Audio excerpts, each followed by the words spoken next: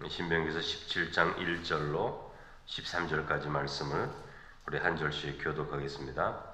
흠이나 악질이 있는 소와 양은 아무것도 내 하나님 여호와께 드리지 말지니 이는 내 하나님 여호와께 가증한 것이 됨이니라. 내 하나님 여호와께서 내게 주시는 어느 성 중에서든지 너희 가운데 어떤 남자나 여자가 내 하나님 여호와의 목전에 악을 행하여 그 언약을 어기고 가서 다른 신들을 섬겨 그것에게 절하며 내가 명령하지 아니한 일월 성신에게 절한다 하자. 그것이 내게 알려짐으로 내가 듣거든 자세히 주세해 볼지니 만일 그 일과 말이 확실하여 이스라엘 중에 이런 가증한 일을 행함이 있으면 너는 그 악을 행한 남자나 여자를 네 성문으로 끌어내고 그 남자나 여자를 돌로 쳐 죽이되 죽일 자들 2사람이나 3사람의 증언으로 죽일 것이요 한 사람의 증언으로는 죽이지 말 것이며 이런 자를 죽이기 위하여는 증인이 먼저 그에게 손을 댄 후에 뭇 백성이 손을 댈지니라. 너는 이와 같이 하여 너희 중에서 악을 제할지니라. 내 성 중에서 서로 피를 흘렸거나 다투었거나 구타하였거나 서로 간에 고소하여 내가 판결하기 어려운 일이 생기거든 너는 일어나 네 하나님 여호와께서 택하실 곳으로 올라가서 레위 사람 제사장과 당시 재판장에게 나아가서 물으라. 그리하면 그들이 어떻게 판결할지를 내게 가르치리니 여호와께서 택하신 곳에서 그들이 내게 보이는 판결의 뜻대로 내가 행하되 그들이 내게 가르치는 대로 삼가 행할 것이니 곧 그들이 내게 가르치는 율법의 뜻대로 그들이 내게 말하는 판결대로 행할 것이요 그들이 내게 보이는 판결을 어겨 절하나 우로나 치우치지 말 것이니라. 사람이 만일 무법하게 행하고 네 하나님 여호와 앞에 서서 섬기는 제사장이나 재판장에게 듣지 아니하거든 그 사람을 죽여 이스라엘 중에서 악을 제하여 버리라. 다 함께 그리하면 온 백성이 듣고 두려워하여 다시는 무법하게 행하지 아니하리라. 아멘.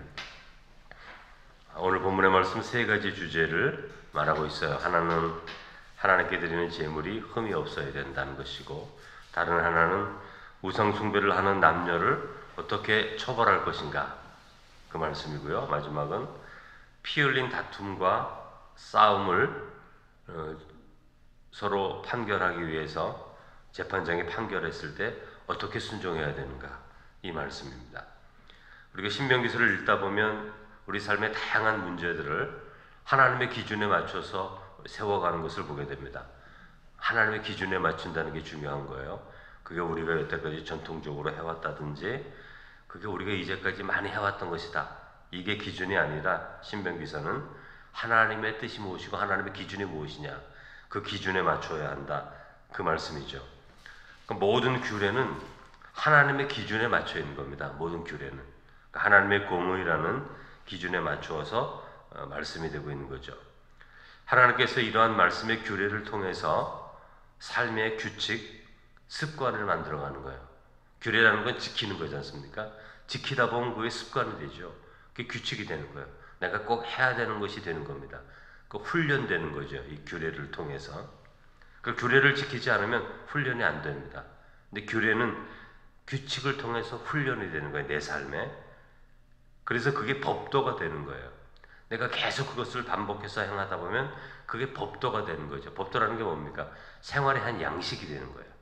아, 하나님의 백성들은 저렇게 사는구나 사람들이 이렇게 보이는 거예요. 그 통일적인 어떤 삶의 양식이 그걸 말하는 겁니다. 제가 이제 미국에 잠깐 살았지만 살면서 본 것 중에 그 사람들의 삶의 양식, 법도 이런 것들 중에 좋은 게 있는데 여러분 사람들이 길을 가다가 살짝이라도 부딪히거나 어떤 좀 너무 가깝게 갔다거나 그래서 상대가 좀 놀랄 수도 있고 그러지 않습니까? 그러면 무조건 I am sorry 그러는 거예요. 미안합니다. 그러는 누가 뭐라고 할 것 없이 서로가 미안하다 그러는 거죠. 그리고 또 괜찮냐고 이렇게 물어봅니다. 근데 이렇게 물어보는 게 왜 중요하냐면 오해가 풀어져요. 그 순간에 그냥 내가 당신에게 지금 뭐 헤아려 온 것도 아니고 그런 게 아니라는 것을 미리 서로가 말해주는 거예요. 그러니까 오해가 풀어지고 갈등이 더 깊어지지 않습니다. 그러니까 어떤 사람이 예를 들면 서로 빤히 바라보게 될 때가 있잖아요. 어떻게 하다 보면. 그래도 빨리 I am sorry 하고 보지 않습니다. 내가 당신을 지금 의도적으로 공격하려거나 그런 거 아니라는 거지. 잠깐 어떻게 서로 보다 보니까 이렇게 됐다는 거죠. 그러니까 조금이라도 상대에게 좀 누가 될 수 있는, 오해가 될 수 있는 일을 하면 그냥 I am sorry 하는 거예요. 내가 미안하다고. 그러면 그 순간에 상대도 알죠. 아, 저 사람이 아무런 의도가 없었구나. 그러니까 갈등이 풀어지고 기분 상하는 것이 그 순간에 그냥 풀어지는 거죠. 그 자리에서 그냥 해결이 되는 거죠. 우리나라 사람은 가다 부딪히면 그런 말을 서로 안 해요. 네가 잘못했지 이렇게 생각하니까. 그럼 그냥 가죠 또. 그럼 거기서 이제 성질이 좀 안 좋은 분은 한마디를 하는 겁니다. 왜 그러냐. 그럼 또 싸움이 붙고 그렇게 되는 거죠. 그러니까 오해와 갈등을 풀어주는 문화, 삶의 양식, 법도 그게 선진국에는 있는 거죠. 우리와 문화가 서로 다르긴 하지만 또 한 가지는 길을 가다가 누가 물어보면 무조건 친절하게 답변합니다. 이 사람들은. 그냥 가는 경우가 없어요. 특별히 유색인종, 본래 살던 백인들이나 이런 사람들이 아니고 유색인종이 물어보면 도와주려고 하는 마음이 있어요. 도와주려고 하는 마음. 그게 그냥 몸에 배어 있습니다. 그래서 그냥 가질 않아요. 이것도 삶의 하나의 방식이죠. 제가 가장 놀랐던 것은 한국 부모가 자녀를 가장 사랑한다고 생각했는데 사랑하는 방식에 있어서는 미국인들이 자녀를 대하는 방법이 훨씬 잘해요. 이 사람들이. 왜냐하면 그 어린아이들을 되게 존중합니다. 아이들에게 거친 말 쓰지 않아요. 엄마가, 아빠가. 욕하고 그런 건 볼 수가 없어요. 사람들 앞에서. 사람들 없는 데서는 어떨지 몰라도 사람들 있는 데서는 자녀들을 내려서 이렇게 내려보면서 절대 사람들 앞에 얘기하지 않습니다. 그리고 굉장히 많은 대화를 해요. 한국 부모가 한 10마디 한다면 이 사람은 100마디씩 해요. 아이들하고 대화를 하는데. 그리고 부모의 말을 강제로 말하지 않습니다. 늘 대화식으로 얘기를 하죠. 아이가 잘못했을 때는 또 되게 엄격하게 주의를 줍니다. 이 사람들도. 근데 엄격하게 주의를 주되 엄마가 감정을 잃어서 홧김에 소리치는 것을 본 적이 없어요. 저는. 그런 부분에 있어서는 이 사람들의 문화가, 삶의 양식이, 법도가 또 이렇게 좋은 게 있구나. 그런 걸 저는 보았습니다. 그러니까 한국 사람이 잘하는 게 있고 미국 사람이 잘하는 게 있고 장단점이 다 있지만 이런 모습들은 배워야 된다. 삶의 양식으로. 삶에 그게 스며들어 있는 거거든요. 그게 법도인 거예요. 내가 하려고 해서 하는 게 아니라 하도 해왔기 때문에 그게 삶의 문화가 되는 거예요. 그게 법도입니다. 그러니까 규례를 지키면 삶에는 법도가 생기는 거예요. 그러니까 하나님께서 지켜야 할 규례를 주십니다. 규례를 지키다 보면 삶의 방식이 생기는 거예요. 친절하게 대한다. 늘. 그러면 친절이 몸에 배어 있죠. 그게 삶의 양식이에요.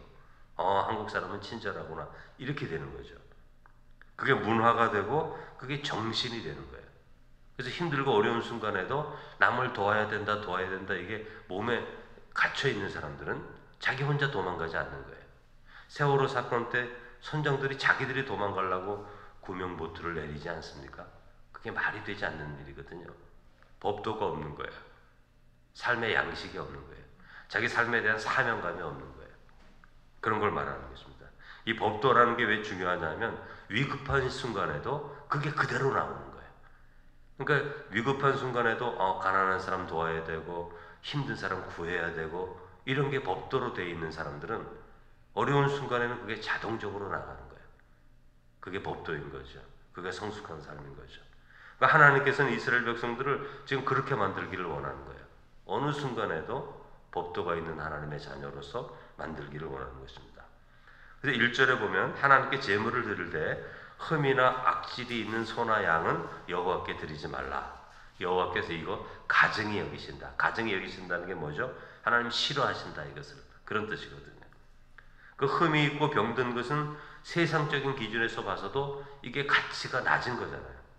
등급이 낮은 거잖아요. 그런데 그것을 제물로 드리려고 하는 거, 하나님께 드리려고 하는 거, 그거 잘못됐다는 거죠. 우리가 하나님께 예물을 드릴 때 어떤 것을 드려야 하는가 묻는다면 한 가지 딱 하나예요. 가장 좋은 것을 드리라. 그게 하나님께 드리는 예물입니다. 우리가 여러분 부모님 생일 선물에도 돈이 많건 적건 내가 준비할 수 있는 것 중에 좋은 거 드리려고 그러는 거잖아요. 아이들 생일 선물을 주려고 그래도, 옷 하나 살려고 그래도 생일인데 조금 더 좋은 거 주려고 그러잖아요. 그 마음과 똑같은 거예요. 하나님께 드려야 하는 방식은. 그것보다 더 좋은 마음으로 하나님께 드릴 수 있는 마음을 가져야 됩니다. 이게 법도가 되어야 됩니다. 내가 하나님께 드리는 것은 좋은 것 드리는 거야. 가장 좋은 것 드리는 거야.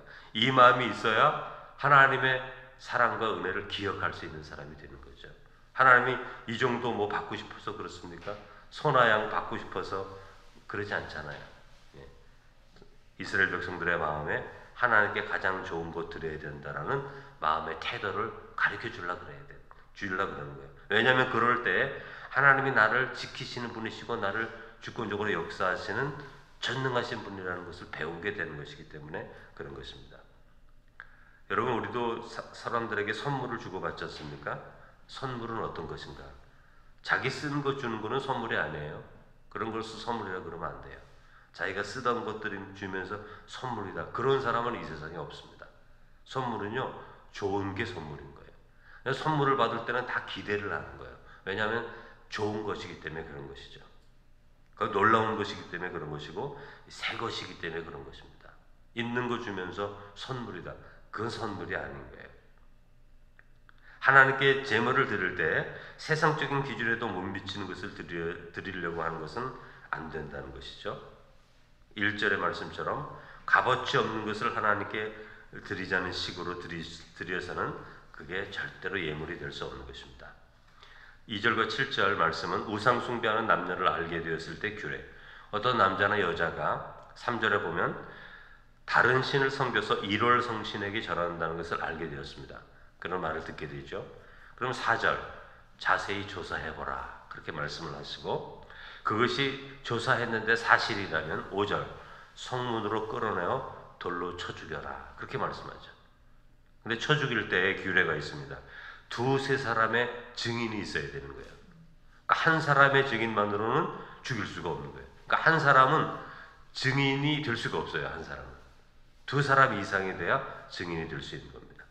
그러니까 이것은 뭐냐면 우리가 살다 보면 좀 싫어하는 사람 있잖아요. 그럼 거짓말을 한다고요. 그러면 다른 사람들이 그 한 사람의 말을 다 들어요. 그래서 그 사람을 죽인단 말이죠. 그건 안 된다는 거죠. 최소한 두 사람 이상의 본 사람이 있어야 죽일 수 있다. 그렇게 말씀하시는 거죠. 그러니까 서로가 서로를 음모해서 거짓말해서 상하지 못하게 하는 거죠. 두 사람 이상을 말하는 것입니다. 근데 또 여기서 중요한 것은 증인이 먼저 돌로 쳐야 돼요. 증인이 먼저 돌로 쳐야 돼요. 이 말씀도 참 중요한 말씀인데, 이게 지금 재판에 대한 말씀이지 않습니까? 혐의가 있으면 일단 조사해라. 무엇이 진실인지 오해인지 거짓인지를 분별하는 과정이 반드시 있어야 된다. 그저 말만 듣고 하지 말라. 조사하라 이렇게 말씀하고요. 여러분, 진실은 자세히 살펴볼 때 나타나는 거예요. 자세히 살펴볼 때 어떨 때는 이거 진실이 아닌데 이런 소문이 있어서 이렇게 돼요. 그 진실을 조사하라 이렇게 말씀하시는 것이고요. 진실을 살펴볼 때에만 하나님의 공의가 나타나기 때문에 그런 겁니다. 근데 살펴보았을 때 이 남자 여자가 우상 숭배를 했어요. 그러면 확인이 됐으니까 증인이 먼저 돌로 쳐라 이렇게 말씀합니다. 이 말씀도 굉장히 중요한 말씀이에요. 증인이 먼저 돌로 치라는 것은, 어떤 거짓된 사람들은 뒤에서 사람들을 조종합니다. 자기는 나타나지 않아요. 다른 사람들의 마음을 충동시켜서 어떤 일이 벌어지도록 자꾸 만들어요. 그래서 자기의 손에는 피가 묻지 않는데 다른 사람들이 잘못된 일을 하도록 만드는 사람들이 있어요. 뒤에서. 그런데 오늘 본문에 보면은 증인이 먼저 돌로 치라. 증인이 드러나게 되어 있습니다. 이 사람들이 우상 숭배해서 증인이 누구야? 증인이 드러나야 되는 거예요. 그 증인이라는 것이 드러나면 드러날수록 그 재판이 진실에 가깝게 되는 겁니다. 또한 먼저 돌로 치라 그러잖아요. 이게 중요한 거예요. 내가 증인이 되었습니다. 이 내가 본 것 정확합니다. 하나님 앞에 진실합니다. 그럼 네가 먼저 돌로 쳐라. 네가 먼저 저 사람의 피를 흘려라. 그러나 내가 만약에 잘못했다면, 거짓이었다면 그 피가 너에게 돌아간다. 이런 뜻이거든요. 그러니까 증인이 된다는 것은 이러한 마음을 가지고 나올 때 증인이 되는 거예요. 그 증인 되었다가 나중에 내가 잘못 알았네요. 이게 통하지가 않는 거예요. 피를 흘렸으면 그 사람이 피를 흘리게 되어 있는 거예요. 구약에는. 이것이 하나님의 재판의 중요한 점입니다. 증인은 책임을 지게 되어 있고 책임을 질 정도가 되어야 증인되는 거예요. 자신의 행위에 대한 책임을 전혀 지려하지 않으면서 증인이 될 수가 없습니다. 8절에서 13절, 이것도 재판에 대한 말씀인데, 피를 흘렸거나 다투거나 구타하여서, 오늘날로 말하면 형사법, 폭행사건이죠. 폭행사건이 이제 일어났습니다. 근데 모든 일이 그렇지 않습니까? 판결하기가 어려워요. 네가 이거 잘못하지 않았냐? 네가 먼저 날 때리지 않았냐? 내가 때리긴 했어도 네가 먼저 나에게 욕하지 않았냐? 뭐 이렇게 말이 되지 않습니까? 그러니까 판결하기가 어려울 때 제사장과 재판장에게 나아가서 판결을 받으라. 율법의 말씀을 통해서. 그런데 재판장이 판결한 것에 대해서 절대적으로 승복하라. 이렇게 말하는 거예요. 절대적으로 승복하라. 11절에 승복하지 않고 판결을 어겨 자기 마음대로 행하면 12절 그 사람을 죽이라. 이렇게 말씀하는 거예요. 좀 과도하게 보이지 않습니까? 아니 판결을 했는데 내가 마음에 안 들기도 한데 왜 그런 사람을 죽이라고 하시는가? 이렇게 우리가 생각할 수가 있어요. 근데 이것도 하나님께서 판결의 권위를 세우시는 겁니다. 판결하는 자도 하나님 앞에 그의 판결이 잘못되었으면 심판을 받게 돼요. 동시에 판결을 받는 것을 순종하지 않으면 오늘 말씀해 보면 그 사람은 사형에 처해 죽이라. 그렇게 말씀한 겁니다. 여러분 제가 오늘 미국 이야기를 좀 자주 하는데 미국 경찰의 공권력이 한국 경찰에 비해서 너무 다르기 때문에 그래요. 미국에서는 만일 경찰을 때리거나 경찰을 막 폭행하려고 앞으로 이렇게 오잖아요. 각 나무를 들거나 돌을 들고 경찰은 바로 총을 쏴서 죽입니다. 그 사람을. 생각하지도 않아요. 경찰을 공격하는 건 나라를 공격하는 거고 경찰을 공격하는 것은 나라가 어떤 옳은 것을 지키기 위해서 하는 그 공권력을 공격하는 것. 나를 공격하는 게 아니에요. 공권력을 공격하는 거기 때문에 경찰은 그 자리에서 바로 총을 쏴 죽입니다. 그 사람을. 그렇게 죽여도 아무런 책임을 받지 않아요.